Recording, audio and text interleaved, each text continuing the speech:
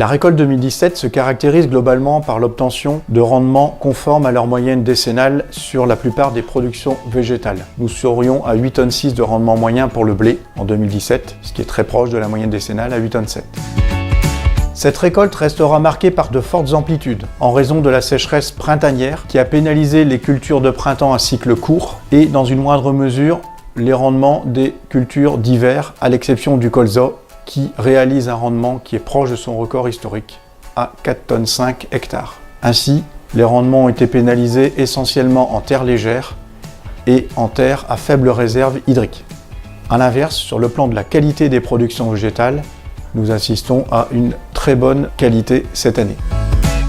Sur un plan économique, les résultats escomptés en production végétale sont situés à un niveau correct. Les marges brutes obtenues sont néanmoins inférieures à la moyenne décennale. En effet, les cours des principales denrées agricoles sont sur une tendance baissière à l'échelle mondiale, en raison de deux aspects. D'une part, d'une production annuelle proche de celle de l'an dernier, chez les principaux pays exportateurs, et d'autre part, en raison de la présence de stocks début de campagne très confortables. Dernier élément qui pénalise les exportations françaises, notamment de blé, c'est l'aspect devise, c'est-à-dire le renchérissement de l'euro par rapport au dollar, notamment depuis le mois de mai 2017.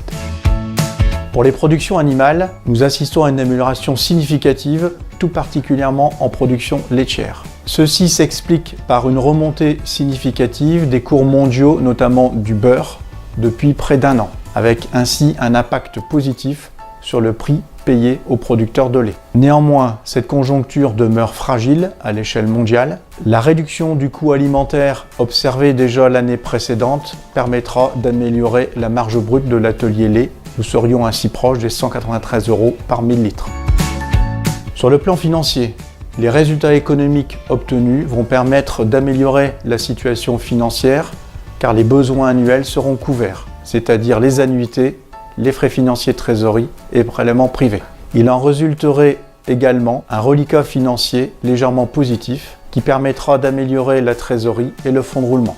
Néanmoins, ce n'est pas cet excédent de 2017 qui permettra d'effacer le manque de 2016. La priorité reste l'amélioration de la trésorerie et la réduction de l'endettement à court terme pour les exploitations. Ceci nécessitera d'ailleurs plusieurs années.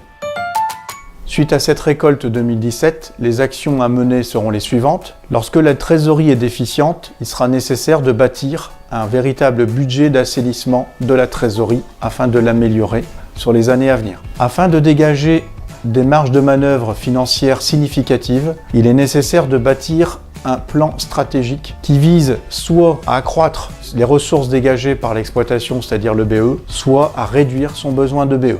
Il sera nécessaire de bien définir sa politique d'investissement de renouvellement à l'aide d'un plan pluriannuel de 5 ou 7 ans et ces investissements doivent être basés sur les besoins et non sur l'objectif de réduire la fiscalité, qui bénéficie par ailleurs d'autres moyens pour la gérer. Enfin, sur le plan économique, il est plus que nécessaire de piloter son exploitation vers la réduction et l'optimisation des coûts de revient qui restent à un niveau élevé, que ce soit en production végétale ou en production animale. Pour en savoir davantage, venez assister aux réunions organisées par les collaborateurs de Serre France dans vos agences respectives.